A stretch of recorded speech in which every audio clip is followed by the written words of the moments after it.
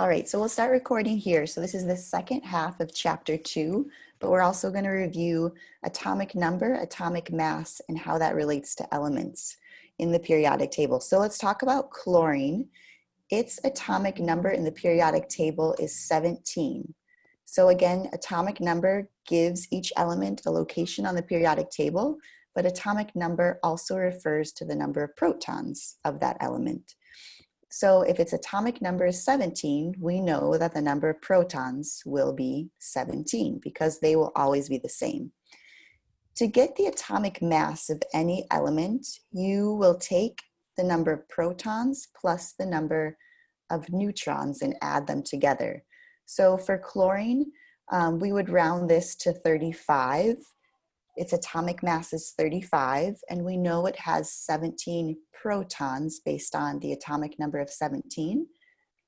So 35 minus 17 will get us the number of neutrons, which is 18. Does that make sense to everybody so far? Yes, Yeah. it did. Yes. And why do we have 17 electrons? Because they match the number of protons. Correct. So if its atomic number is 17, and we know we have 17 protons, every element in its natural state is not an ion. It has a neutral charge. So since protons are positively charged, we will need the same number of electrons to cancel that out because electrons are negatively charged. Should we go through one more? Yes, just to be, 100% sure. What's Yes. another? Anyone? Let's do neon. I was going to say iron. Iron? Okay, let's do Okay, iron. just do aluminum or gold. Bigger number. Gold is another one. Yeah, we could do iron, gold. Let's do iron. And you guys tell me. So iron, here's the symbol Fe, which you would see in a chemical equation. Its atomic number is 26. So how many protons do we have? 6. Good. So its atomic number is 26. So we have 26 protons. Its atomic mass is 55. So we would round that to 56. So because its atomic mass is 56 and mass is equal to protons plus neutrons, how many neutrons do we have? 56 minus 30. 26 is 30. 30. And how many electrons will we have? 26. 26, because the number of electrons always equals the number of protons. Great. Does that help a little bit? Yes, that helps a lot. Thank you. Thank you so much. So let me go back to the PowerPoint. Hopefully you guys can see the PowerPoint now. The PowerPoint, I'm going to leave this slide up because in the PowerPoint on Tuesday, we talked about an ion. And this is just a charged atom formed because of a donation or a gain of electrons. So all of those elements in the periodic table can become an ion, and they will become a positively charged ion like sodium plus if they lose an electron. If you lose a negative charge, you'll become more positive. Chlorine often becomes negatively charged because it will gain an electron, and we would label that Cl minus. Chloride would gain an electron, and if it gains a negative charge, it'll become more negative. So that's what an ion is. And an ionic bond occurs when there's an attraction between two oppositely charged ions. Isn't chemistry fun? All right. Any other questions? Hey, Professor, I got a question. Uh-huh. So it's something we haven't found yet. It was, do you apply the same theory between the plus and the negative just to combine that, I guess, chemical, combination? Yes, so that would be an ionic bond, would be where there would be an attraction between two ions that have lost or gained an electron. Covalent bonds we talked about was just an equal sharing of electrons. So this is just showing two hydrogen atoms. Hydrogen is 1, atomic number 1, and it has 1 proton and 1 electron in its shell. And these two hydrogen atoms are sharing the 2 electrons here. And that's a covalent bond, equal sharing of electrons. polar covalent bonds can share electrons equally, but because of how the molecule is set up, there might be a more positively charged end to the molecule and a negatively charged end to the molecule. And that's what we talked about with water. And that kind of brought us to hydrogen bonds, where a hydrogen bond is formed between when the positive end of one polar molecule is weakly attracted to the negative end of another polar molecule. And that's what a hydrogen bond is. Any other questions? Wait, can you repeat the hydrogen one? So the hydrogen bond forms when a positive end of one polar molecule is weakly attracted to the negative end of another polar molecule. In this idea, what is a polar molecule? Well, a molecule is anything that has more than one kind of atom bonded together.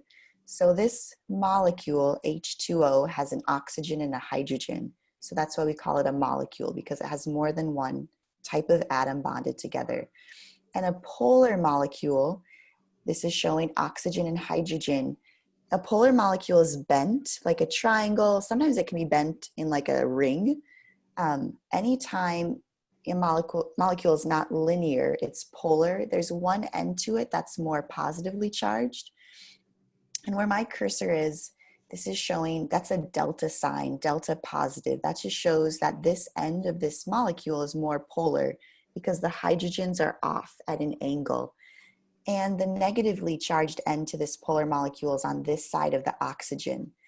How does a molecule get to be more positively charged or negatively charged? Well, it's because of how the electrons are shared within these bonds. It's really complex, but it's really cool. The electrons will congregate to one side of the molecule, and depending on where those electrons congregate or where the extra atoms are, the molecule will become more positive on one side and more negative on one side. So this is a polar molecule, and a hydrogen bond forms when polar molecules line up with other polar molecules, but their opposites will attract each other. So a hydrogen bond, again, this is showing water. This is showing how the positively charged side on this water molecule will be weakly attracted to the negatively charged side on the other water molecule. So this is what a hydrogen bond is. It's a weak attraction between two polar molecules, again, where a positive side of that molecule will be weakly attracted to the negative side of another polar molecule.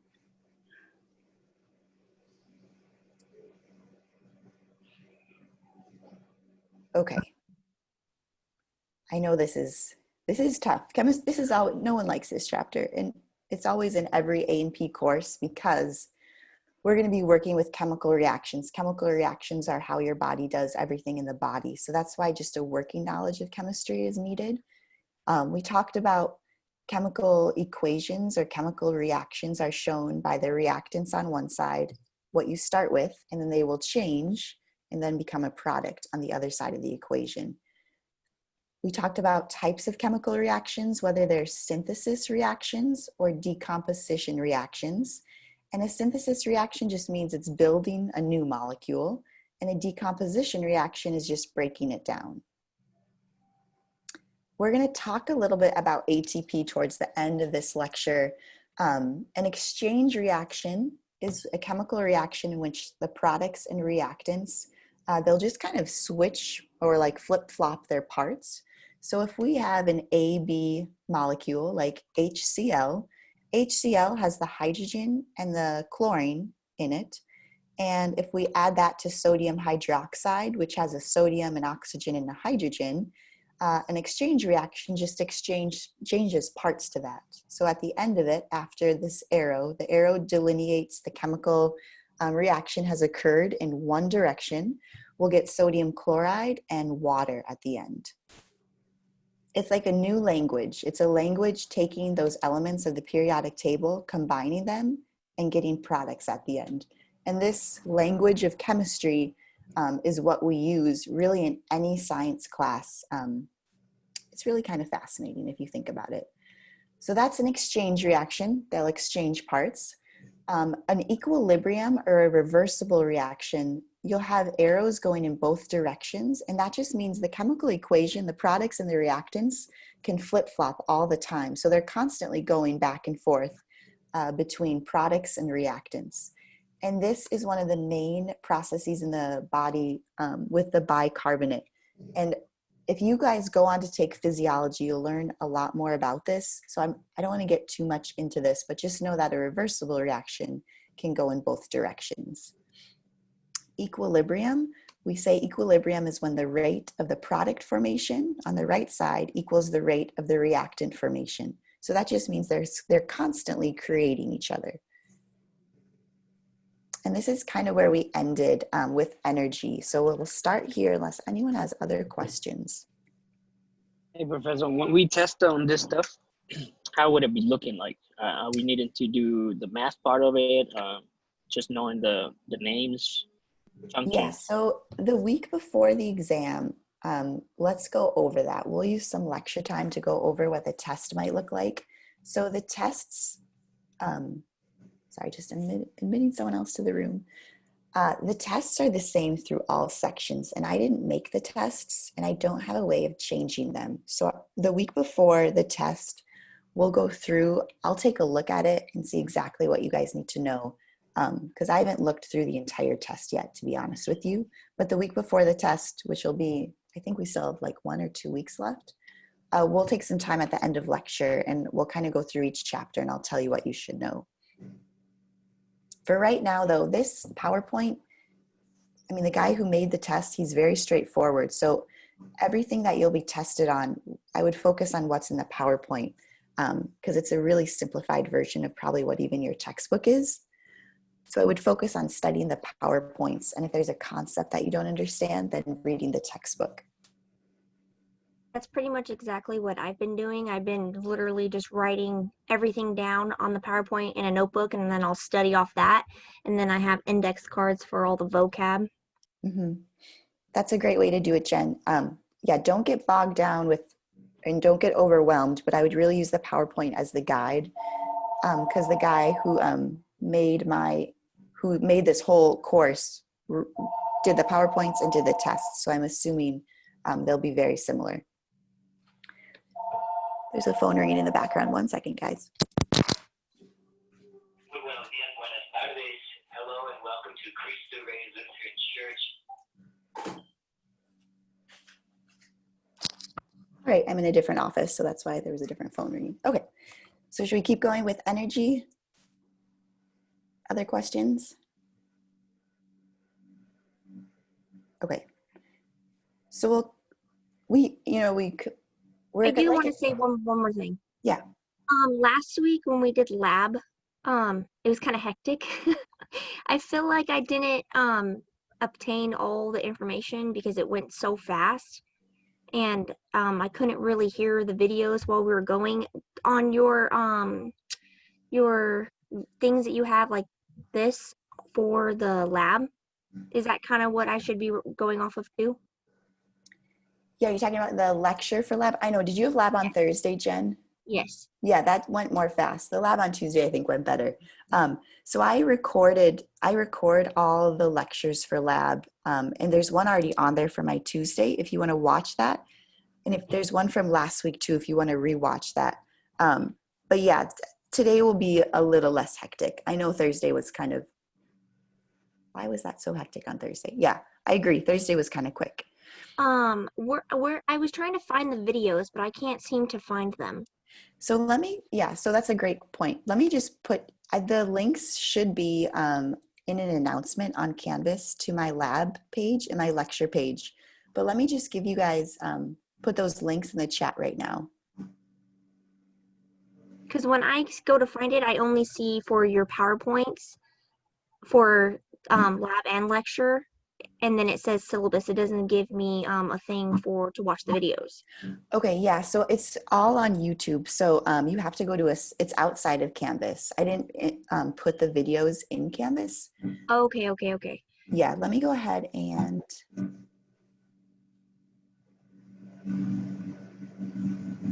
so yeah, they should be in an announcement, but here, That was my lecture playlist.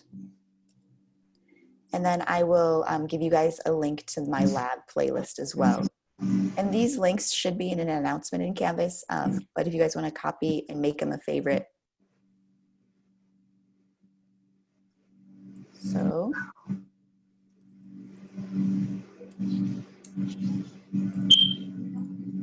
All right.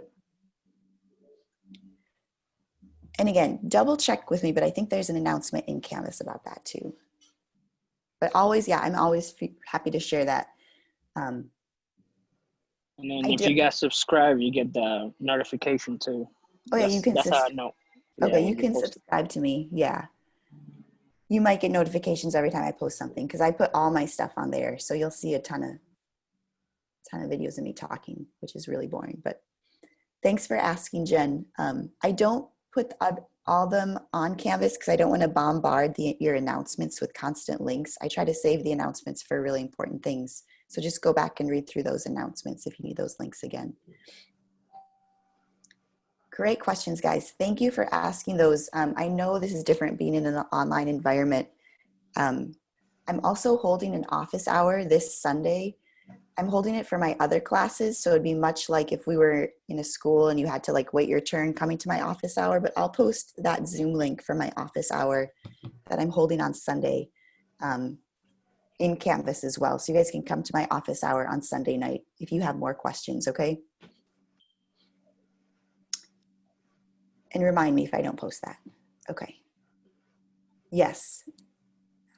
I'll make it 2 hours long. I think there's gonna be a lot of people there. Online classes. It's just so much easier going to a place, at least for me. Then there's a baby not screaming in the background. Okay. All right, so let's talk about energy. And we are actually ahead one day. So we'll just put it right out there. Let's not finish this PowerPoint today. We'll just get through a couple more slides on energy and then we'll finish this next week's because we're still a day ahead.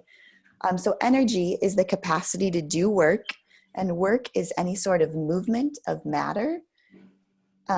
And kinetic energy is energy in motion, which would just be atoms bouncing off of each other.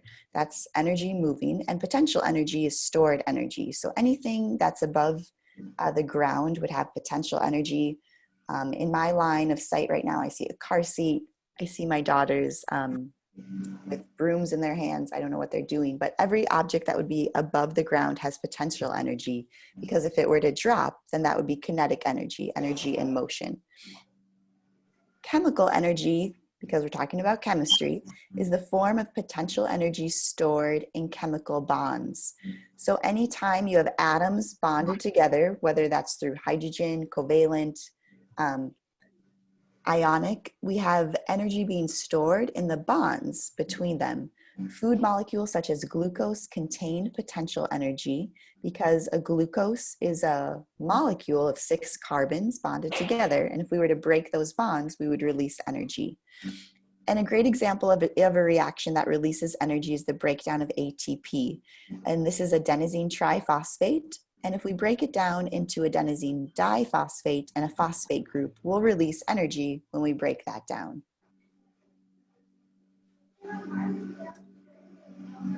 The rate of chemical reactions, we kind of covered this last time. It depends on the concentration of the reactants, temperature, and any sort of catalyst.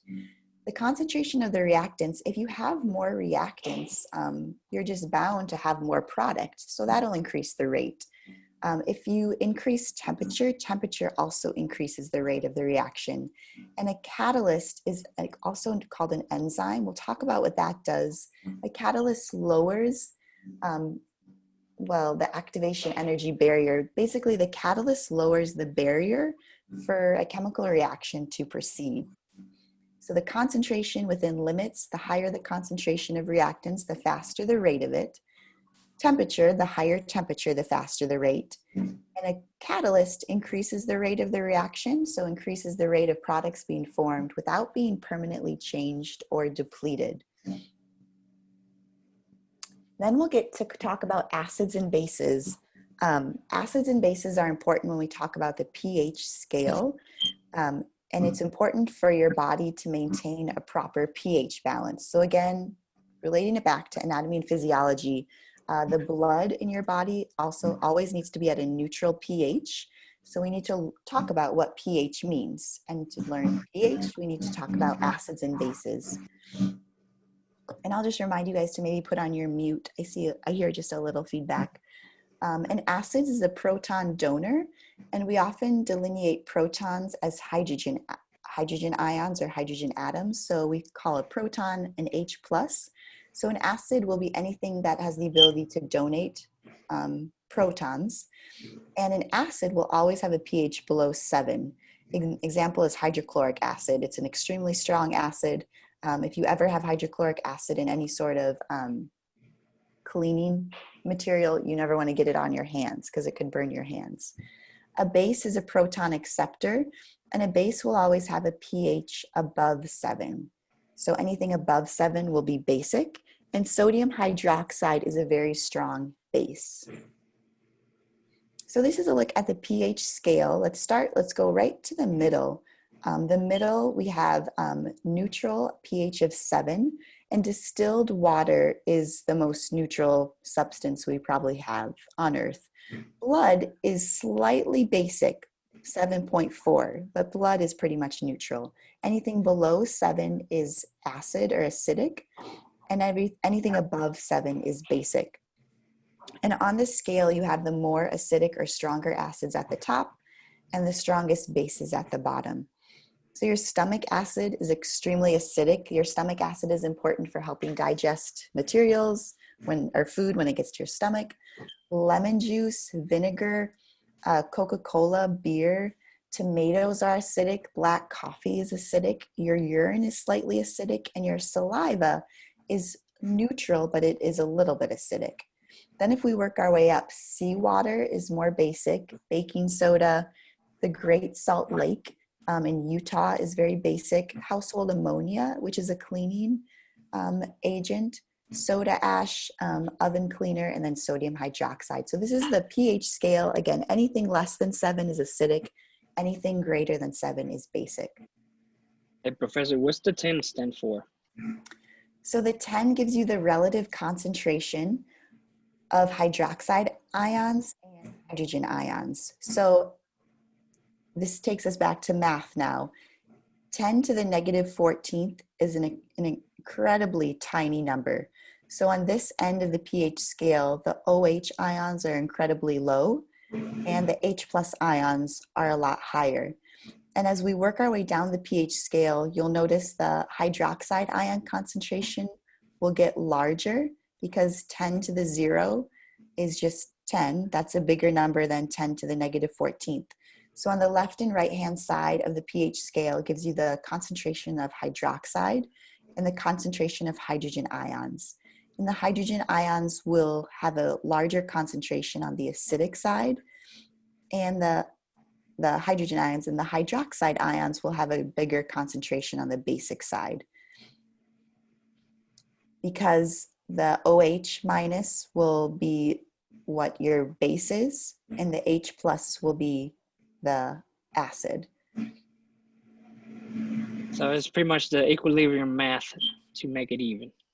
Basically, yeah. And it'll show you the equilibrium math to make it even. And you'll see that the lower basic hydroxide solutions will be extremely low because there will be hardly any in an acidic solution. Yes. Okay, this talks about different types of chemistry. If you ever want to go on and study chemistry, like I did, although I don't remember much of it, organic chemistry is really fun. But in the body, we talk about inorganic and organic chemistry. Inorganic chemistry deals with substances that do not contain carbon. So we talk about inorganic chemistry and inorganic chemicals when we talk about things in your bones, a lot of your minerals, phosphates, calcium. Inorganic chemistry does not contain carbon. Organic chemistry is the study of all carbon-containing substances. And carbon is kind of like the special atom in your body because carbon makes up glucose. It makes up a lot of the molecules that your body needs to do these chemical reactions and chemical equations. So just simply put, inorganic does not contain chemistry. Organic does contain chemistry, does contain carbon, excuse me. The exception to that is that some carbon-containing compounds are not organic and that they also contain hydrogen, such as carbon dioxide, but they do not also contain hydrogen. So let's go to organic molecules a little more. The four major types of organic molecules are carbohydrates, lipids, proteins, and nucleic acids. And carbon's ability to form covalent bonds with other atoms makes it possible to form large, diverse, other complicated molecules of life. So I'm just gonna mute a couple people who I hear. Yeah, I'm gonna, thanks, Megan. All right, so hopefully that should be easier to hear. So you're all muted. Thanks, Christine, yeah. You should be able to unmute yourselves. If you're not, send me a chat message. So organic molecules. In the body, we talk about carbohydrates, lipids, proteins, and nucleic acid. Or again, organic molecules are made of carbon, and these are the main molecules in the body that you need for life. Some characteristics as we go through these, and let me just, I'm just gonna get through a couple of these, and then I'm gonna pause. So I wanna see how far I wanna get through. Okay, maybe we'll get to enzymes. I was gonna say there's 54 slides. Yep, thanks. I know, I just wanted to see, I don't want to do too much today. I want to finish on Tuesday too. So carbohydrates, we'll start with carbohydrates. We'll just get through carbohydrates and lipids, and then we'll pause here because your brains are probably going crazy from chemistry. So carbohydrates, what do you think they're made of? They're made up of carbons, hydrogens, and oxygens. So carbohydrates are made up of these three elements. The ratio of hydrogen to oxygen is usually in a 2-to-1 ratio all the time. So an example is C6H12O6. So this carbohydrate has 6 carbons in it, 12 hydrogens, and 6 oxygens. This is glucose. Monosaccharides are the building blocks to carbohydrates. And a monosaccharide, saccharide means sugar, and mono means one. So a monosaccharide just means one sugar molecule. Examples of this are glucose and fructose. They're made up of one sugar, so we call them monosaccharides. Can you repeat what C, H, and O stand for again? C is carbon, H is hydrogen, and O is oxygen. You know what next time, my background is gonna be the periodic table. Wouldn't that be fun to look at? And then we can, instead of the Pacific Northwest. So carbon, hydrogen, and oxygen make up all carbohydrates. Monosaccharides means one sugar. So that's a type of carbohydrate that means one sugar. A monosaccharide, the biggest example in our body that you should know is glucose. Glucose is the main sugar in the body that we use to create energy. A disaccharide, if saccharide means sugar and di means two, a disaccharide is made up of 2 sugars. And we use the simple sugars, the monosaccharides, to make disaccharides. So a glucose plus a fructose will equal a sucrose molecule. That'll be made of 2 sugars. A glucose and a galactose sugar make up lactose. And these sucrose and lactose are 2 examples of disaccharides because they're made up of 2 sugar molecules. What do you think a polysaccharide is? Poly means many, and saccharide means sugar. So a polysaccharide will be made of many sugars. And polysaccharides could be many, many sugars long. So starch, grains, vegetables are many, many sugars put together, and glycogen is actually the storage form of glucose. So polysaccharides are just many sugars put together. So again, monosaccharides, disaccharides, and polysaccharides are all examples of carbohydrates. They're just sugar molecules put together. And carbohydrates, they'll all be made of carbons, hydrogens, and oxygens, normally in this ratio where the hydrogen to oxygen ratio is 2-to-1. So this is a look at a glucose molecule itself. And in chemistry, it's a different language, but it's also has a language of artistic style to it because every molecule is drawn out a certain way. A bond is always shown by a straight line. And if you have two lines together like this, that would be a double bond. But in this glucose molecule, whenever you have a point and a opposite direction coming off of that point, there will be a carbon atom at that point. So glucose is a hexagon-like structure, and every point of the hexagon stands for a carbon atom, except in this case, there'll be an oxygen. So if there's a different letter there, a different letter of that periodic table will be a different atom that's labeled there. So this is a glucose molecule showing kind of a hexagon-like structure. And every time you see a point of that hexagon with no labeling, there's a carbon bonded to it. And you'll see that the only other atoms in here are carbon and hydrogens and oxygens. So this is a type of carbohydrate. This is showing fructose, another simple sugar, and it's showing through this chemical equation how fructose and how glucose are bonded together. And they're bonded together right here between this OH and this H. And basically that OH and other H, these two hydrogens and oxygen, are taken out. And we take it out after the chemical equation goes through, we take it out as a water. And then this glucose and fructose are now bonded together through an oxygen. These more, like you can see that these lines are a little bit more bolded than the ones in the back. These bolded lines, the darker lines, mean that if we were to look at this in a 3D structure, the glucose molecule would be coming out at you. So the bolded lines mean it comes out at you in that part.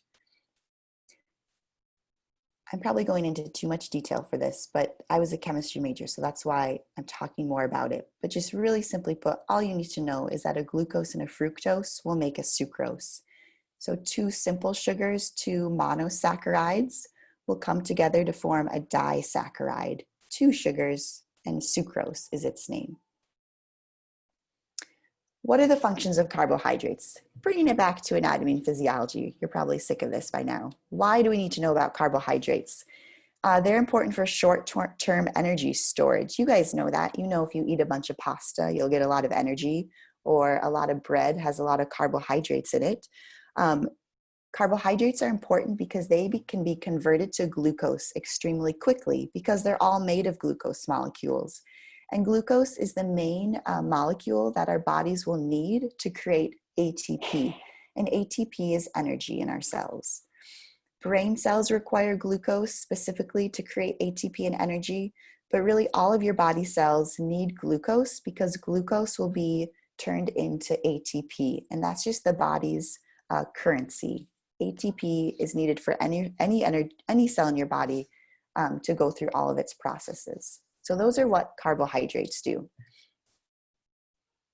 We'll talk about lipids and then we'll be done. And then we'll finish this on Tuesday. Lipids also contain carbons, hydrogens, and oxygen, but they contain a lower proportion of oxygen to carbon than do carbohydrates. They are insoluble in water. What does insoluble mean?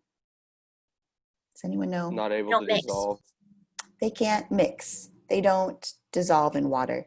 And you guys know this. Today with your kids, take some water and take some vegetable oil, which is a lipid, and try to mix them together. They won't. The lipids should go to the top and the water will go to the bottom. So lipids cannot dissolve in water. That's what insoluble means. Examples of lipids are fats, oils, cholesterol, triglycerides. Looking at this word, triglycerides, glyceride has to do with glucose. Tri has 3. You'll get an idea of what that look like. It's sugars. Yeah, phospholipids are lipids with phosphate groups attached. But anyway, these are different types of lipids. They're all the fats, the oils in your body. They are also made up of carbon, hydrogens, and oxygens, but they just have less oxygens on them. Functions of lipids, there are long-term energy storage. So in your body, your fats, your oils, your phospholipids, they store energy long-term. So it's important to have fat in your body because they help for the long-term energy storage. They also insulate against heat loss. The layer underneath your skin, you have a fat layer underneath your skin throughout your entire body. Those lipids help keep your body warm. They also serve as a protective cushion for your organs. When you dissect a cat or an animal or a cadaver, you'll see that there's a lot of fatty tissue surrounding all of your organs, and that's important to help protect them. Cholesterol is also part of the cell membrane structure. So if you have a cell surrounding the cell, that's called the cell membrane. Lipids make up that cell membrane. Types of lipids. Oh, this is going to get into a little more. Let's stop here. At types of lipids, we will just stop here and we'll continue with lipids the next time. And someone is just joining us. Any questions? I think we're going to stop here today because we really, I think we went through a lot. We answered some questions. I just don't want to go too fast. Any questions on what we just talked about?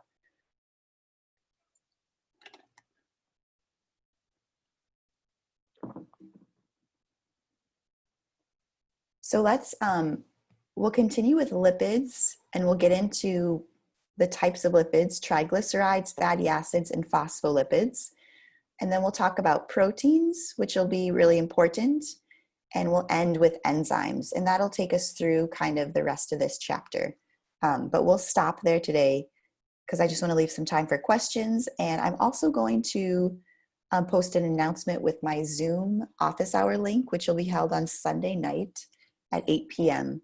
If you want to join me for an office hour, there'll be other students there because I'm kind of keeping it like, much like if you were to go to a professor's office at school, there might be other students there. But we'll plan to have an office hour time on Sunday night for questions. Okay,